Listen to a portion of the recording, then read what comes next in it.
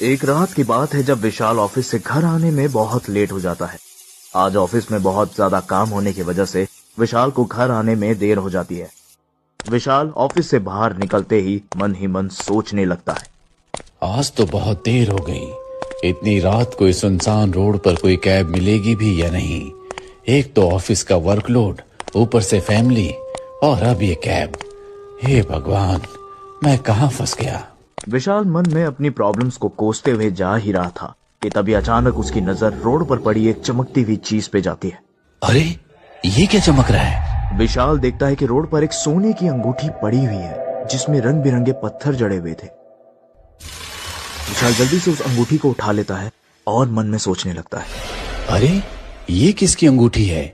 देखने में तो असली सोने की लग रही है। कहीं कोई मेरे साथ कोई प्रैंक तो नहीं कर रहा।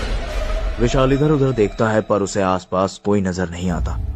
वो मन ही मन उस अंगूठी को रखने की सोच लेता है। विशाल चुपचाप से उस अंगूठी को लेकर आगे बढ़ जाता है और कैब का इंतजार करने लगता है। थोड़ी ही देर में कैब आ जाती है और विशाल अपने घर को पहुंच जाता है। अगली सुबह जब विशाल की आंखें खुलती है तो वो देखता है कि उसके सामने टेबल पर वही अंगूठी पड़ी हुई थी जो कि उसे कल रात को मिली थी। विशाल उस अंगूठी को उठाता है और ध्यान से देखने लगता है। विशाल देखता है कि उस अंगूठी के ठीक ऊपर एक नीले रंग का मोती लगा हुआ है। अंगूठी तो असली सोने की लग रही है। काफी भारी भी है, लगभग 1.5 तोले की होगी। लगता है किसी ने अपने ग्रह नक्षत्रों के हिसाब से इसे बनवाया है, पर गलती से ये अंगूठी उससे गिर गई। चलो बढ़िया है, कल कुछ नहीं मिला पर ये अंगूठी मिल गई। कभी जरूरत पड़ेगी तो इसे बेचकर अच्छे खासे पैसे आएंगे। फिलहाल मैं इसे अपने पास रख लेता हूँ। विशाल इतना सोच के रोजाना की तरह अपने ऑफिस के लिए तैयार होने लगता है। अपने बाकी सामान के साथ तो उस अंगूठी को भी अपनी जेब में रख लेता है और ऑफिस के लिए निकल जाता है।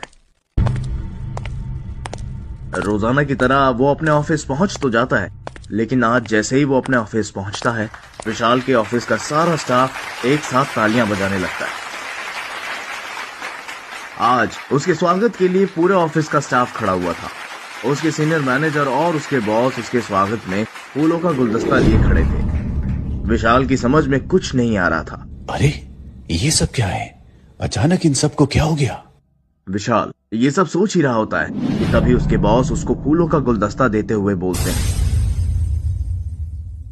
शाबाश विशाल, क्या कमाल कर दिया तुमने। तुमने तो इस कंपनी का सबसे बड़ा ऑर्डर क्रैक किया है। इस ऑर्डर को अटके हुए 3 साल हो चुके थे और तुम हो जिसने इसे क्रैक किया है। विशाल को अभी तक कुछ समझ नहीं आ रहा था। तभी उसके मैनेजर ने बताया कि विशाल ने अपनी कंपनी के लिए 25 करोड़ की डील क्रैक कर ली है। ये वही प्रोजेक्ट था जिस पे विशाल पिछले कुछ महीनों से बहुत मेहनत कर रहा था। ये एक ऐसा प्रोजेक्ट था जो इनकी कंपनी पिछले 3 साल से ट्राई कर रही थी। विशाल के मैनेजर से लेके उसके बॉस तक उस डील को क्रैक नहीं कर पा रहे थे और विशाल ने उस डील को क्रैक कर लिया था।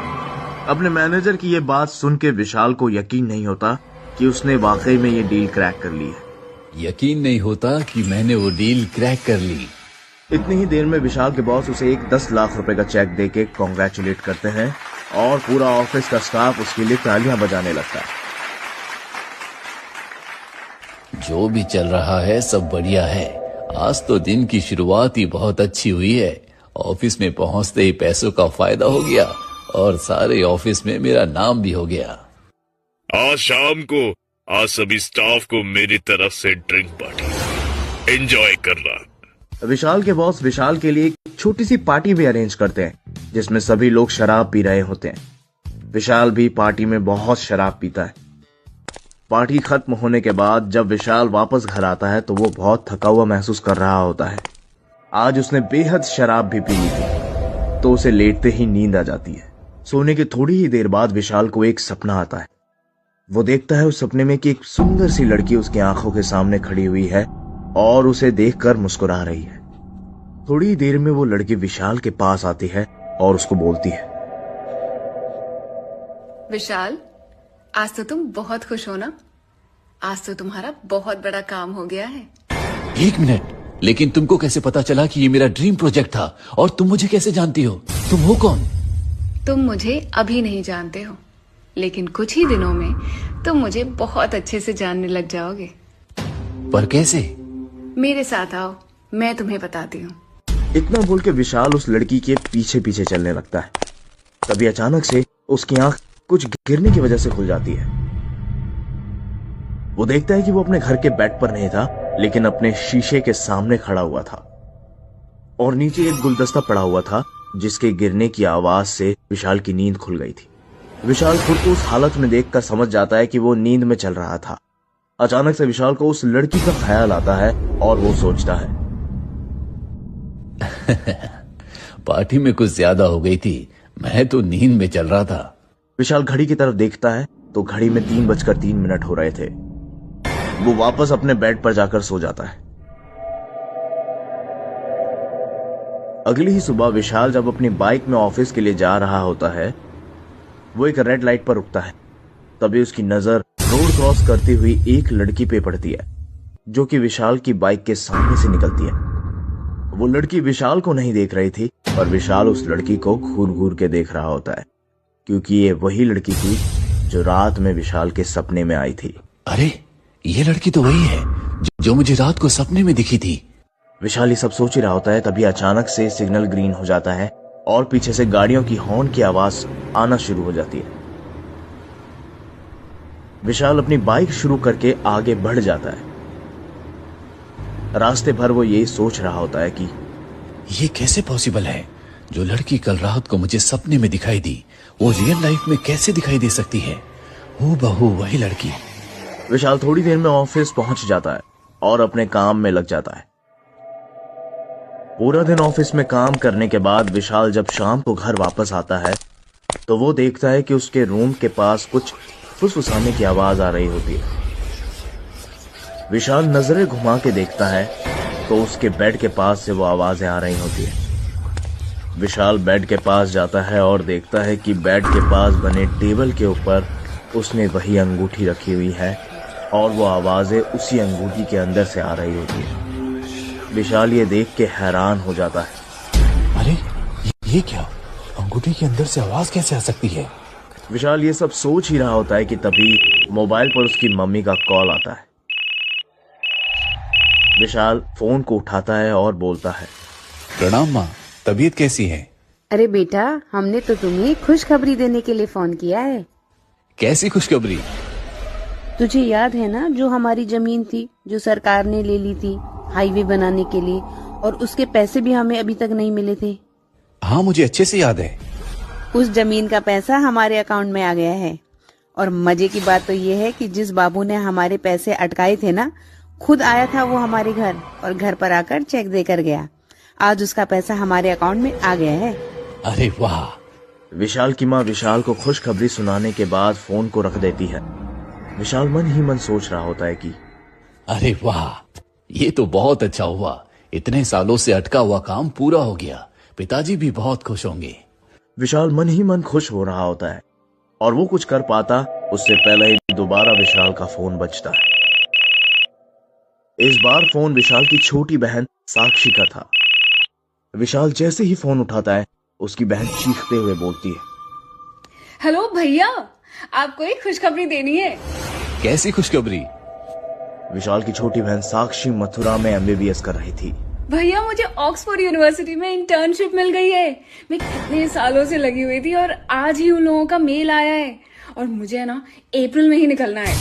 अरे वाह, ये तो बहुत अच्छा हुआ। विशाल अपनी बहन को बधाई देता है और फोन को थोड़ी देर में रख देता है और सोचता है, पिछले 2-3 दिनों से तो बस चमत्कार हो रहे हैं। ऐसा लगता है कि किस्मत का ताला खुल गया है। जितने सारे काम अटके थे, एक एक करके सब के सब पूरे हो गए।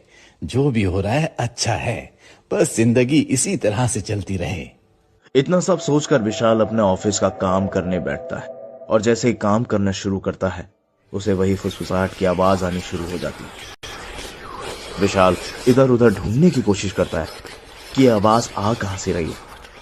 तभी अचानक से उसकी नजर उसी अंगूठी पर पड़ती है विशाल उस अंगूठी को उठाता है और उसे गौर से देखने की कोशिश करता है। एक रात की बात है जब विशाल ऑफिस से घर आने में बहुत लेट हो जाता है। आज ऑफिस में बहुत ज्यादा काम होने की वजह से विशाल को घर आने में देर हो जाती है। विशाल ऑफिस से बाहर निकलते ही मन सोचने लगता है, आज तो बहुत देर हो गई। इतनी रात को इस सुनसान रोड पर कोई कैब मिलेगी भी या नहीं। एक तो ऑफिस का वर्कलोड, ऊपर से फैमिली और अब ये कैब। हे भगवान, मैं कहाँ फंस गया। विशाल मन में अपनी प्रॉब्लम्स को कोसते हुए जा ही रहा था कि तभी अचानक उसकी नजर रोड पर पड़ी एक चमकती हुई चीज पे जाती है। अरे ये क्या चमक रहा है? विशाल देखता है कि रोड पर एक सोने की अंगूठी पड़ी हुई है जिसमें रंग बिरंगे पत्थर जड़े हुए थे। विशाल जल्दी से उस अंगूठी को उठा लेता है और मन में सोचने लगता है, अरे ये किसकी अंगूठी है? देखने में तो असली सोने की लग रही है। कहीं कोई मेरे साथ कोई प्रैंक तो नहीं कर रहा। विशाल इधर उधर देखता है पर उसे आसपास कोई नजर नहीं आता। वो मन ही मन उस अंगूठी को रखने की सोच लेता है। विशाल चुपचाप से उस अंगूठी को लेकर आगे बढ़ जाता है और कैब का इंतजार करने लगता है। थोड़ी ही देर में कैब आ जाती है और विशाल अपने घर को पहुंच जाता है। अगली सुबह जब विशाल की आंखें खुलती है तो वो देखता है कि उसके सामने टेबल पर वही अंगूठी पड़ी हुई थी जो कि उसे कल रात को मिली थी। विशाल उस अंगूठी को उठाता है और ध्यान से देखने लगता है। विशाल देखता है कि उस अंगूठी के